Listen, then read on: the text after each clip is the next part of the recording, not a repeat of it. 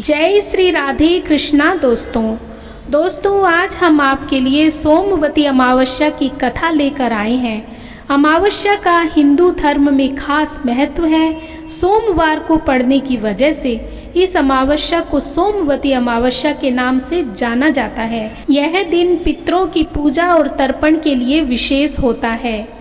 जो लोग इस दिन का उपवास रखते हैं और इस व्रत कथा की महिमा का गुणगान करते हैं, उन्हें सौभाग्य का वरदान मिलता है। तो आइए शुरू करते हैं सोमवती अमावस्या व्रत कथा। एक गरीब ब्राह्मण परिवार था।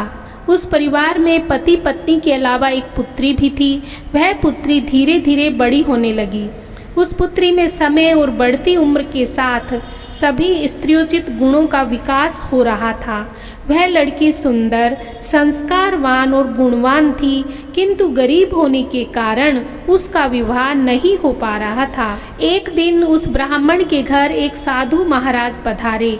वो उस कन्या के सेवा भाव से काफी प्रसन्न हुए। कन्या को लंबी आयु का आशीर्वाद देते हुए साधु ने कहा कि इस कन्या की हथेली में विवाह योग्य रेखा नहीं है। तब ब्राह्मण दंपति ने साधु से उपाय पूछा कि कन्या ऐसा क्या करे कि उसके हाथ में विवाह योग बन जाए। साधु ने कुछ देर विचार करने के बाद अपनी अंतर्दृष्टि से ध्यान करके बताया कि कुछ दूरी पर एक गांव में सोना नाम की धोबिन जाति की एक महिला अपने बेटे और बहू के साथ रहती है, जो बहुत ही आचार विचार और संस्कार संपन्न तथा पतिपरायण है। यदि यह कन्या उसकी सेवा करे और वह महिला इसकी शादी में अपनी मांग का सिंदूर लगा दे, इसके बाद इस कन्या का विवाह हो तो इस कन्या का वैधव्य योग मिट सकता है। साधु ने यह भी बताया कि वह महिला कहीं आती जाती नहीं है। यह बात सुनकर ब्राह्मणी ने अपनी बेटी से धोबिन की सेवा करने की बात कही।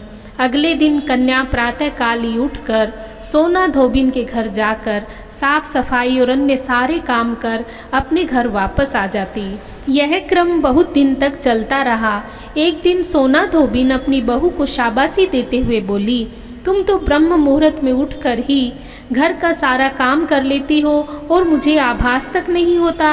बहू बोली, नहीं माताजी, मैं तो सुबह देरी से उठती हूँ, मुझे लगा कि घर के सारे काम आप करती हैं। अगले दिन भोर फटते ही सास बहू उठकर घर के एक कोने में छिपकर निगरानी करने लगी कि कौन है जो ब्रह्म मुहूर्त में ही घर का सारा काम करके चला जाता है। अपने निर्धारित समय पर ब्राह्मण की बेटी आई और मुख से भजन करते करते घर का सारा काम दिल से करने लगी। अपना काम पूरा होने पर जब वह जाने लगी तो सोना धोबिन ने उससे पूछा, तुम कौन हो बेटी और इस तरह छुपकर मेरे घर का काम क्यों करती हो? तब कन्या ने साधु द्वारा कही गई सारी बात बताई। सोना धोबिन पति परायण थी, उसमें तेज था। वह तैयार हो गई। सोना धोबिन के पति थोड़ा अस्वस्थ थे। उसने अपनी बहू से अपने लौट आने तक घर पर ही रहने को कहा।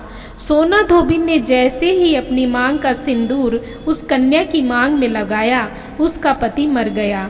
उसे इस बात का पता चल गया। वह घर से नीराजल ही चली थी, यह सोचकर कि रास्ते में कहीं पीपल का पेड़ मिलेगा तो उसे भंवरी देकर और उसकी परिक्रमा करके ही जल ग्रहण करेगी। उस दिन सोमवती अमावस्या थी। ब्राह्मण के घर मिले पुए पकवान की जगह उसने ईंट के टुकड़ों से 108 बार भंवरी देकर 108 बार पीपल के पेड़ की परिक्रमा की और उसके बाद जल ग्रहण किया। ऐसा करते ही उसके पति के मुर्दा शरीर में वापस जान आ गई। धोबिन का पति वापस जीवित हो उठा। इसीलिए सोमवती अमावस्या के दिन से शुरू करके जो व्यक्ति हर अमावस्या के दिन भंवरी देता है, उसके सुख और सौभाग्य में वृद्धि होती है।